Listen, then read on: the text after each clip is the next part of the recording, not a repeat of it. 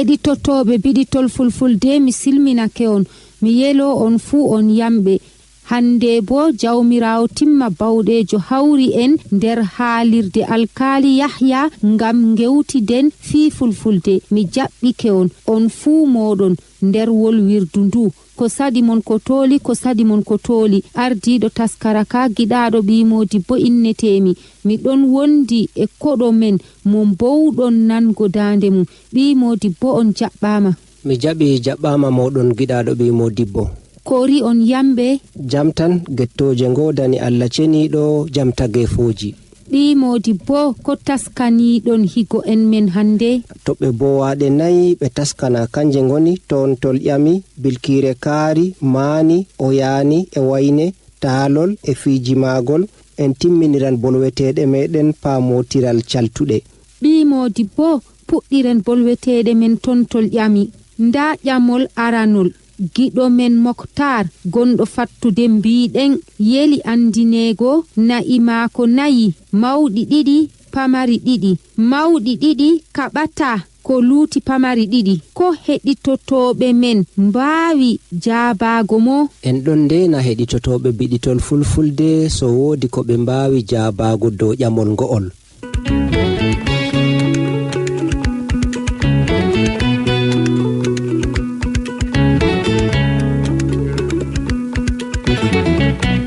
Giɗo men Nana Mamudu gonɗo mban Buhari ƴamnoɗo nder taskara jawtuka nopputte nder newre ɓaawo kuugal catngal innete. Giɗo men Nana Mahmudu ƴamnoɗo nder taskara jawtuka nopputte nder newre ɓaawo kuugal catngal innete. Putte ɗe ɗon inne dabaraje ɗe, kewal dabarare nde. Putte ɗe ɗon tawe ha fahin e ɓaawo mbaƴƴantewa ko nandi puccu. En getti higo men modibbo men Suleimanu gonɗo ɓogo ko ɗuuɗi.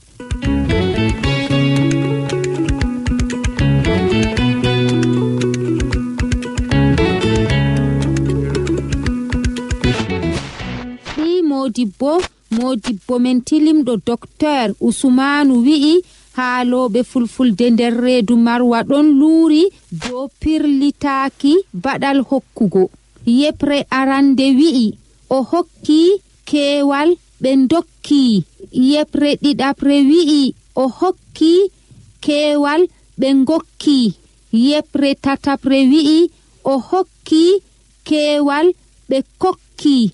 Ko woni yi'ande Biɗitol Fulfulde? Ko arti fuu en ciftinoran heɗitotoɓe men Fulfulde ɗon mooɓi alkule joweego'o baylotoɗe e pirlitaaki baɗe. Fa ɗon wayloro pa, ha ɗon wayloro ka, ra ɗon wayloro nda e da, sa ɗon wayloro ca, wa ɗon wayloro mba, nga, ba e ga, ya ɗon wayloro nga, nja, ga e ja. Ɓimodibbo dokken heɗitotoɓe men yeruji seeɗa. Giɗaɗo ɓimodibbo on gettirama ƴamol tilimgol ngo'ol. Fa ɗon wayloro pa, yeru ficgo, o fiji ɓe piji. Fiirgo ndu fiiri ɗi piiri. Fownugo o fowni ɓe powni. Ha ɗon wayloro ka, hollugo o holli ɓe kolli. Hulgo o huli ɓe kuli. Hunaago o hunake ɓe kunake. Ra ɗon wayloro nda e da. Raargo o raari ɓe ndaari. Rottugo o rotti ɓe ndotti. Remgo o remi ɓe ndemi. En darotoɗo ngam bolwaɗum ɗum wallan en jaabago ƴamol ngo'ol. En kutiniran tugorɗe ɗiɗi kanje ngoni mbattudi alkule pirlitaaki baɗe e tagdi konnguɗi iwgo e baɗe. Tugorde arande woni mbattudi alkule e pirlitaaki baɗe. Yebre arande wi'i o hokki keewal ɓe dokki. Yebre nde'e ɗon nder boofol ngam alkulal ha wattirtaake nda. O hokki ɓe dokki ɗum boofol. Yebre ɗiɗabre wi'i o hokki keewal ɓe ngokki. Yebre ɗiɗabre nde'e ɗon nder boofol ngam alkulal ha wattirtaake nga. O hokki ɓe ngokki ɗum boofol. yeɓre tatabre wi'i o hokki keewal ɓe kokki. yeɓre tatabre nde'e ɗon dow laawol mbattudi alkule ɓoocingol ngam alkulal ha wattirte ka. o hokki ɓe kokki ko pirlitaaki laaɓndi. tuugorde ɗiɗabre woni mbattudi alkule tagdi konnguɗi iwɗi e baɗe. yeɓre arande wi'i o hokki keewal ɓe dokki. tindinooje fedde o mbi'ete dokkoowo o hokkooɓe ɓe. ɗo ɗum boofol ngam so dokkoowo wi'aama keewal wonata hokkooɓe. yeɓre ɗiɗabre wi'i o hokki keewal ɓe ngokki. tindinooje fedde o mbi'ete gokkoowo o hokkooɓe ɓe. ɗo ɗum boofol ngam so gokkoowo wi'aama keewal wonata hokkooɓe ngal wonan wokkooɓe maa bo yokkooɓe. yeɓre tatabre wi'i o hokki keewal ɓe kokki. tindinooje fedde o mbi'ete kokkoowo o hokkooɓe ɓe. ɗo ɗum boofol ngam dokkoowo o hokkooɓe ɓe. yeɓre tatabre nde'e wi'ata. yi'ande biɗitol fulfulde geɓe ɗe tati fuu ɗe ɗon muti nder boofol. so en iwri tindinoore dokkoowo mbi'en rokkooɓe. ngam maajum rokkugo o rokki ɓe dokki. dokkoowo rokkooɓe ngoni konnguɗi dewɗi dosɗe mbattudi alkule. ɗo ko mbawɗen wanginango heɗitotoɓe men. so en jurni wakeere firoyankaagal maa bo andal cuklantongal ma'ana en mbi'an baɗal hokkugo huutiniraaka no haaniri. hokkugo firlitirtaake e lomte fuu. mi hokki wi'ataake, a hokki wi'ataake, o hokki wi'ataake, en kokki wi'ataake, min kokki wi'ataake, en kokki wi'ataake, on kokki wi'ataake, ɓe kokki wi'ataake. ɗum hokki tan wi'ete. hokkugo ɗum ɗawgo. ɗum hokki firti ɗum waɗi hokkere. hokkere nde keewal kokkeɗe. so yende to ɓaayi balɗe seeɗa nder duumol mbi'en ɗum hokki ɗum waɗi hokkere.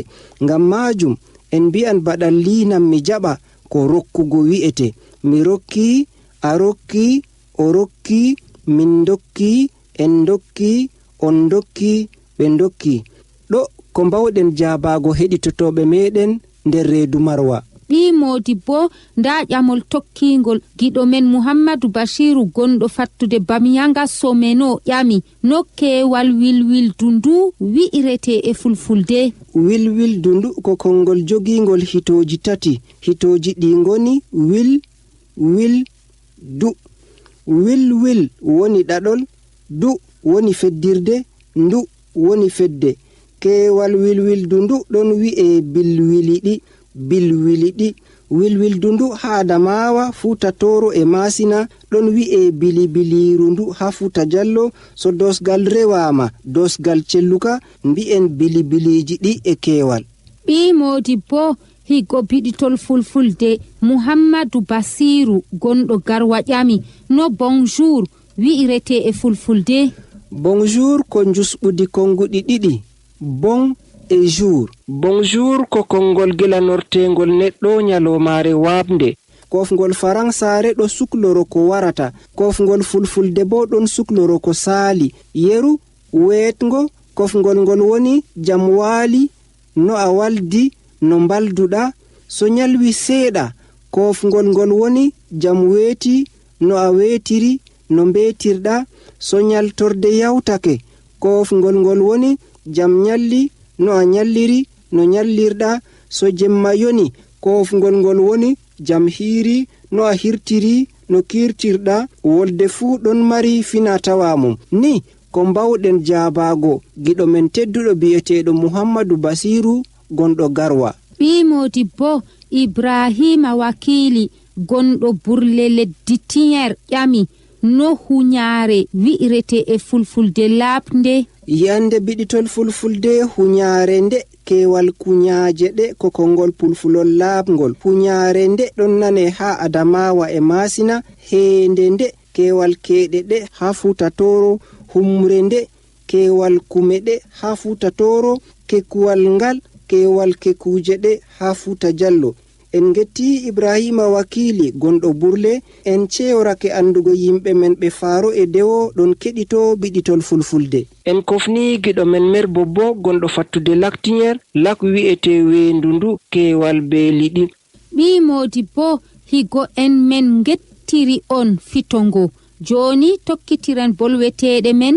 Bilkire kaari maani o yaani e wayne. Maani wi'i ndottijo o mayri waade yurumde. Ko mbawɗen wallirgo maani ngam o lelta fulfulde maako?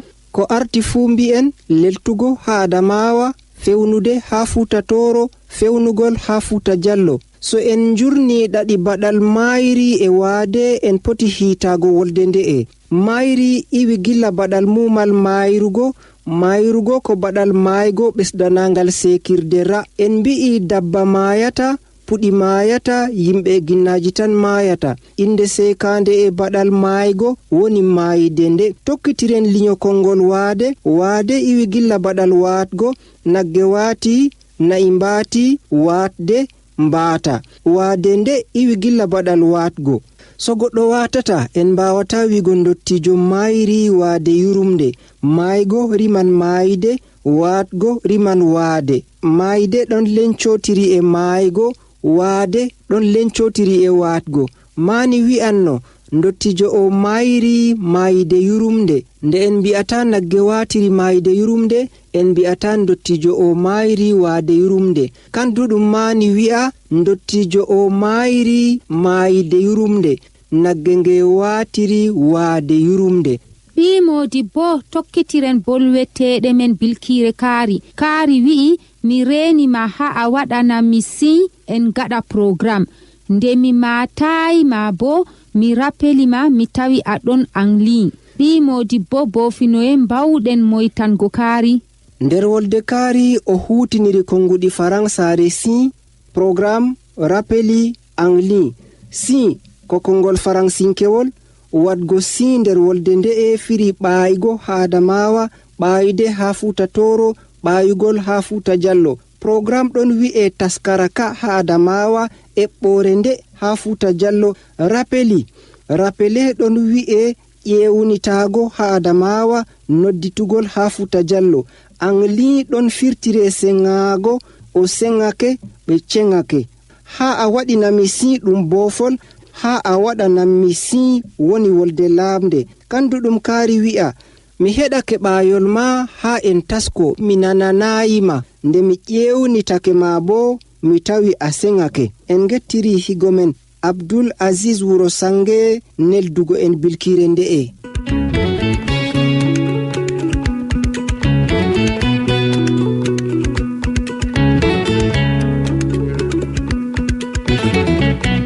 ɓi Modibbo tokkitiren bolweteɗe men Bilkire wayne wi'i a yottanno be nange amma mota ummayi law. Bofinoye mbawɗen moytango wayne? So en mbi'i o yottanno be nange ko famete nange ɗon warda e maako nge ɗon jogi boro maage. O yottanno ɗum bofol ngam yottago ko baɗal baɗotongal. Yottugo wi'ataake nder wolde nde'e, yottago wi'ete. Mota ƴummayi law ko bofol ngam ƴummugo wi'ataake ƴummaago wi'ete. Mota ƴummaaki law wi'ete. Amma ɗon wi'e kono to Fuutatoro ka to Masina. Wayne wi'anno o yottortono nyaloma kono mota ƴummaaki law, ma bo o yottortono nyaloma kono mota ƴummilawaaki. ɓi Modibbo tokkitiren bolweteɗe men Bilkire maani wi'i waade baaɗi ko am woni ko waddiyam. Ko mbawɗen wallirgo maani ngam o lelta wolde maako? Nder wolde nde'e maani hutiniri boofi ɗiɗi, waade e baaɗi ko am. En mbi'i kongol waade ko kongol waatde koytinangol. Waatde iwi gilla baɗal waatgo bambinoɗen ko saali. Baaɗi ko am ko boofol mangol, ɗaɗol ngol woni baat ɓesdanaɗo alkulal laabngal ngam majum kongol dammugol ma bo kongol daɓɓol woni baaɗu. So en juttinangol ɓesdanen ngol iraawo, nden mbi'en baaɗiraawo, nonnon kaawu, kaawiraawo, denɗu, denɗiraawo, esu, esiraawo, eeku, ekiraawo, keddu, keddirawo, bandu, bandirawo e ko nandi konnguɗi ɗin. Mbi'en mi wardi e minyam, a wardi e minya, o wardi e minyiko, min gardi e minyimin, en gardi e minyi'en, on gardi e minyi'on, ɓe gardi e minyiɓe. Mi wardi e minyam, a wardi e minya, o wardi e minyiko, min gardi e minyimin, en gardi e minyi'en, on gardi e minyi'on, ɓe gardi e minyiɓe. So en jurni lomte jeyal ɗe mbi'en am ko lomto jeyal bolwowo, iko ko lomto jeyal birniɗo. Ngam majum am e iko kawrata nder konngol gotol. Mani wi'i waade baaɗi ko am woni ko waddiyam, mani wi'anno maayde baaɗam woni ko waddiyam, ma bo maayde baaɗam woni ko waddimmi, ma bo maayde baaɗam waddimmi.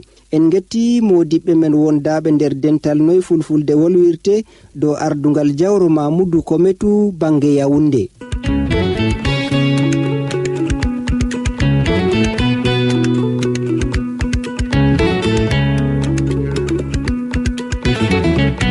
Giɗaɗo ɓi modibbo, mi tammi yakere heɗitago taalol yoni taalol ngole taskaniɗon heɗitotoɓe biɗitol fulfulde hande. Taalol yalla taɓoyel. tiitonde taalol ngol woni mbeewa e ngeelooba. Nyamaande ɗon hakkunde mbeewa e ngeelooba.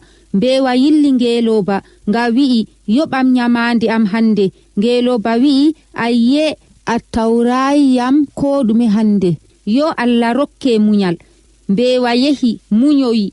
Jango bo mbeewa loroyi nga wi'i ngeelooba yoɓam nyamaande am. Ngeelooba wi'i Allah ɓesdane munyal. Mbeewa jaɓɓiti ngeelooba hooti. Jango ton mbeewa lortoyi nga tawi ngeelooba dilli duroygo.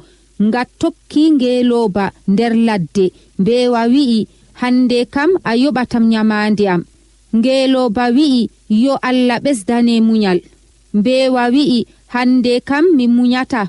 So a yoɓaayi yam nyamaande nde en kotata wuro. En pukkoto nder ladde nde. Ngeelooba wi'i mi tori Allah ta wat non. Mbeewa wi'i en pukkoto nder ladde nde. So wona non a yoɓa nyamaande nde.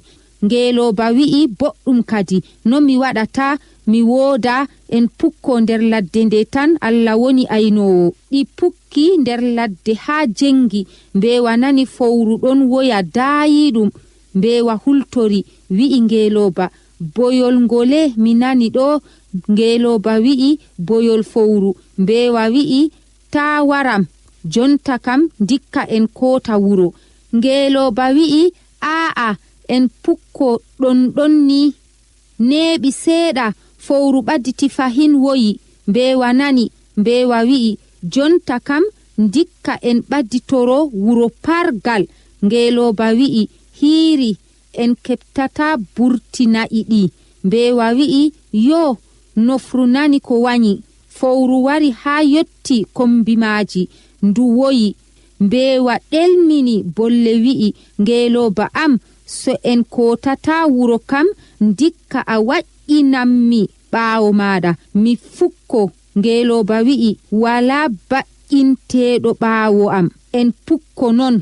Mbeewa wi'i so a waƴƴiniyam ɓaawo ma mi accante nyamaande nde. Ngeelooba wi'i accu mi yoɓete nyamaande nde so Allah jaɓi. Mbeewa wi'i aa waɗataako sam. Mbeewa fuɗɗi diwnugo. Yurmeende maawi ngeelooba nga wi'i war waƴƴa kadi. Fowru waldi taaraago ngeelooba ndu ɗon tijjina mbeewa dow ɓaawo ngeelooba haa weeti. Nde ngeelooba jippini mbeewa weetungo nga wi'i fukkaago ladde ɗum so naa so innu yottake ɗum. Yottaaki nyolgo wi'i haccan. So naa min no a waadata e fowru. Andu gila hande ko nyamata mbeewa fu nandan fowru. Mbeewa wi'i goonga maɗa to mi accanima nyamaande nde. Takala mulus taalolam ramma mi juuta ali boɗel laafa mi tekka. Giɗaɗo ɓi modibbo higo en biɗitol fulfulde gettirima taalol belgol ngo'ol yo Allah yobre ko ɓuri. ɓi modibbo konnguɗi koɗi noye tawete nder taalol ngol? yi'ande ɓi modibbo konngol innu tan woni konngol koɗol nder taalol ngo'ol. ɓi modibbo to konngol innu iwi? innu ko konngol arabinkewol ibnu pulfulɗinagol. fulfulde ɗon wi'a ɓi adama, innu adama, ɓi adama. ɓi modibbo konnguɗi caɗɗi noye tawete nder taalol ngol? konnguɗi caɗɗi ɗin ngoni dilli, taa, jengi, waram, ɓaditoro, burti, kombi, accante, maawi, tijjina. ɓi modibbo on mbawan wanginango famarɓe men saɗende konnguɗi ɗina? dilli ha adamawa, firti yehi ha adamawa, fuuta jallo, fuuta toro e masina.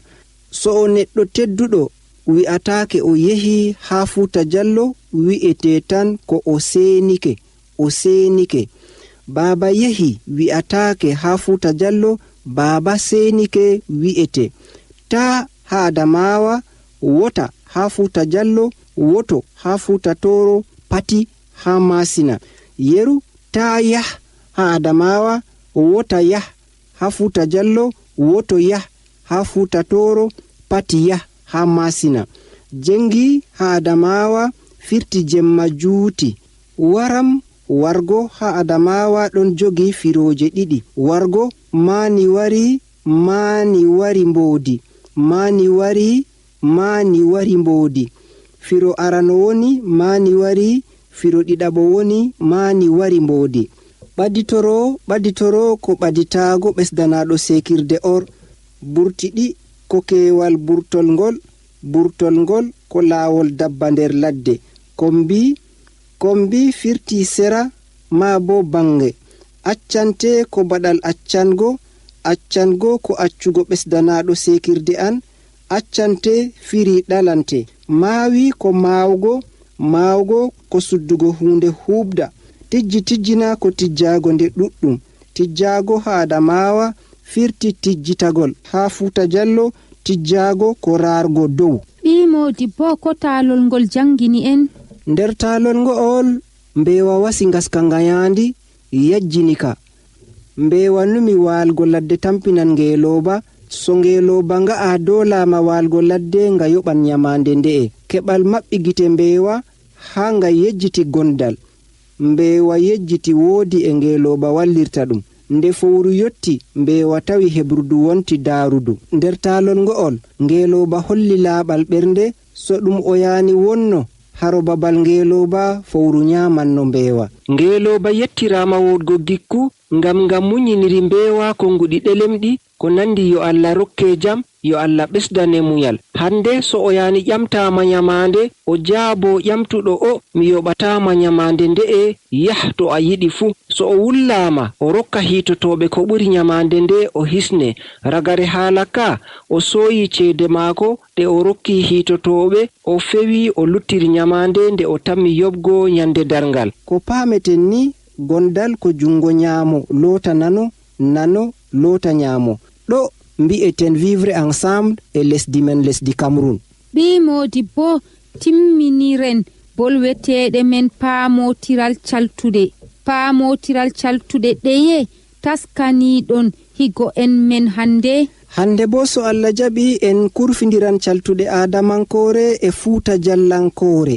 en cuɓani heɗitotoɓe men konnguɗi ɗiɗi, siwtugo e feɗengo. no konnguɗi ɗi mbi'irete haro adamawa e fuuta jallo?